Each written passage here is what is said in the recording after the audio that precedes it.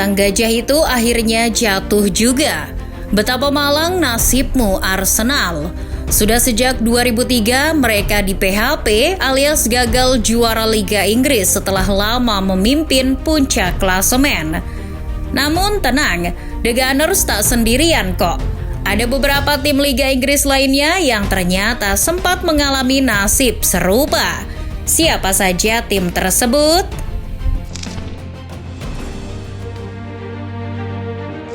Yang pertama ada Newcastle United pada musim 1995-96. Ceritanya, musim itu Newcastle tampil terengginas di bawah pelatih Kevin Keegan. Bayangkan semua lawan mereka sapu. Dan pada satu titik, yakni pada bulan Januari 1996, mereka unggul 9 poin atas pesaing terdekat mereka, MU.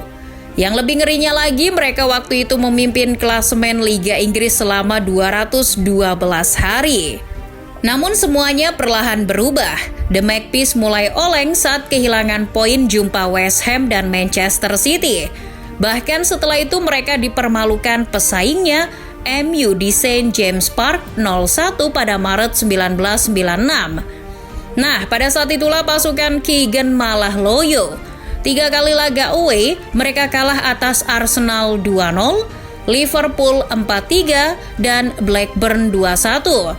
Kekalahan itu membuat mereka tergelincir dan disalib oleh MU. Pupuslah sudah harapan Tun Army meraih gelar. Tapi bagaimanapun itu adalah musim terbaik Newcastle sejak 1927 silam.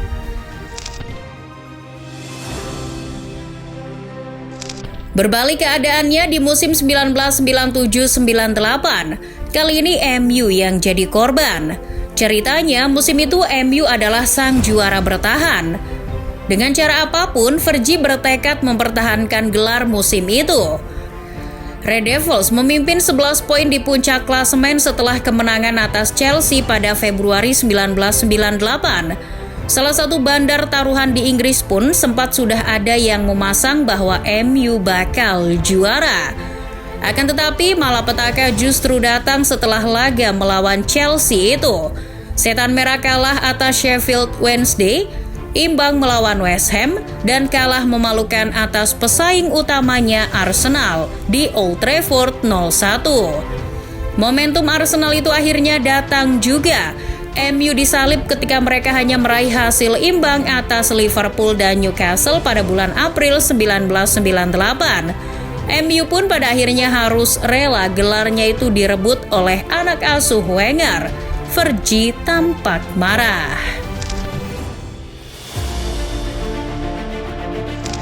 Berikutnya, Arsenal pada musim 2002-2003. Arsenal musim itu adalah juara bertahan.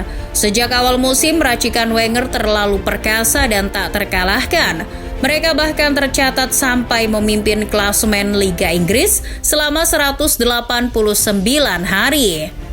Namun malapetaka datang seiring dengan kekalahan atas Everton Oktober 2002. Tak hanya kalah, Arsenal ketika itu juga kehilangan pemain pilarnya, Sol Campbell dan Patrick Vieira karena cedera parah.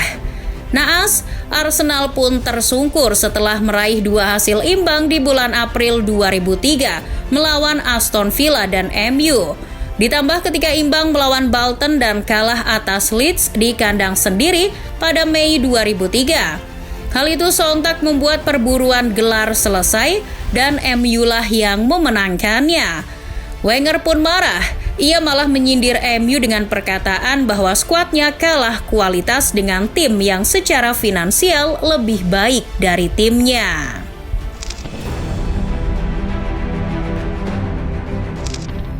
Tak hanya musim 2002-2003, musim 2007-2008 pun Arsenal juga bernasib sama. Masih bersama Wenger, meriam London tampil impresif sejak awal musim.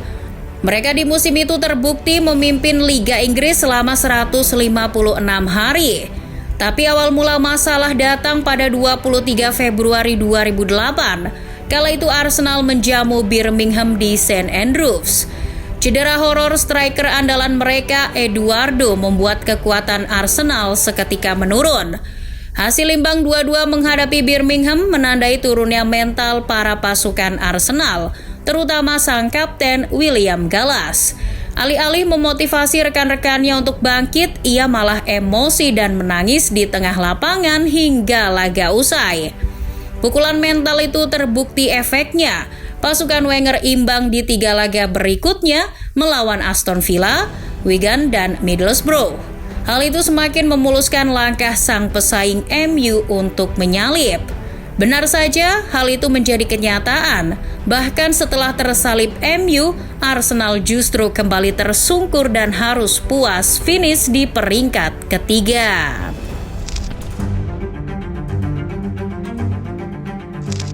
Berikutnya di musim 2011-2012, siapa yang masih ingat ketika MU di PHP gelar juara hingga pekan terakhir? Musim itu MU bersaing sengit dengan Manchester City. Kekalahan telak 1-6 atas tetangga berisiknya itu di Old Trafford membuat MU makin ketar-ketir saja musim itu. Inkonsistensi pasukan Fergie setelah itu mulai kelihatan. Setelah selama bulan Maret memimpin klasemen, di bulan April mereka tersungkur berkat kalah atas tim mediocre Wigan 1-0. Ditambah yang lebih menyakitkan lagi adalah kalah atas City 1-0 di Etihad. Hal itu sontak membuat posisi MU dikudeta City dengan hanya selisih gol saja.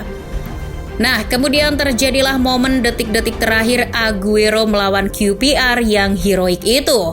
Karena kedua tim mampu menang hingga akhir musim dan Manchester City lah yang berhasil menjadi juaranya.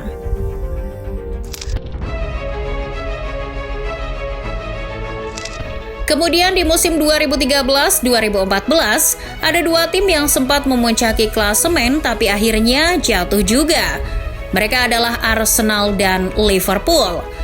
Arsenal tercatat musim itu di puncak klasemen selama 128 hari.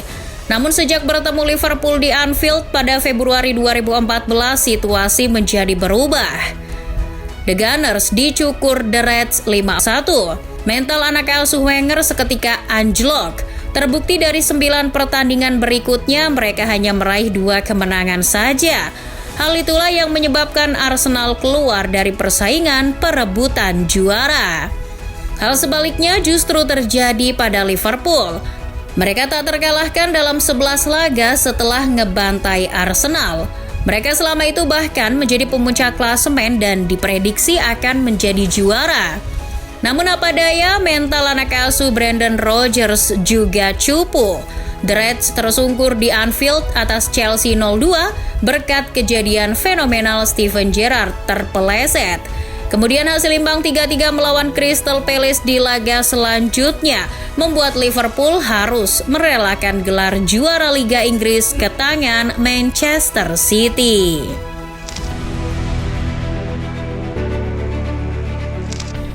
Tak hanya sampai di situ, di musim 2018-2019 pun kejadian hampir serupa menimpa Liverpool.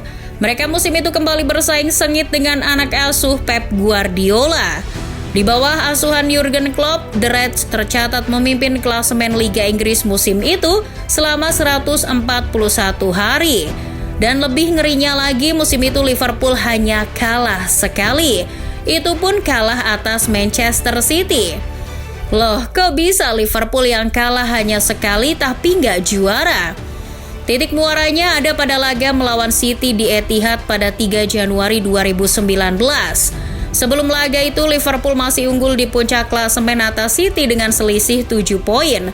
Namun kekalahan 2-1 atas pasukan Pep membuat mental anak asuh Klopp seketika menurun.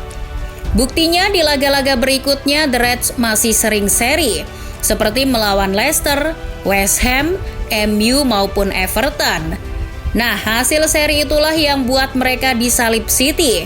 Karena City mampu sapu bersih laga dengan kemenangan hingga akhir musim. Akhirnya, walaupun dengan perolehan poin maksimal 97, Liverpool harus merelakan gelar juara diambil City dengan selisih 1 poin saja.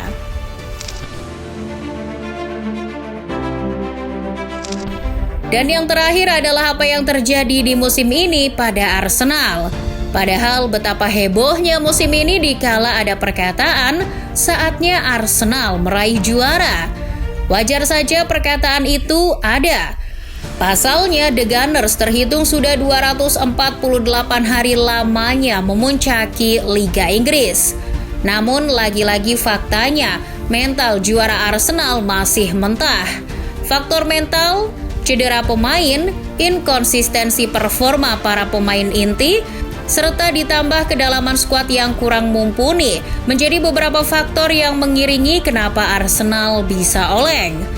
Keolengan Arsenal itu mulai terendus ketika melawan Liverpool yang juga sedang terpuruk pada 9 April 2023. Hasil imbang ketika melawan Liverpool, kemudian West Ham dan Southampton berhasil dimanfaatkan City.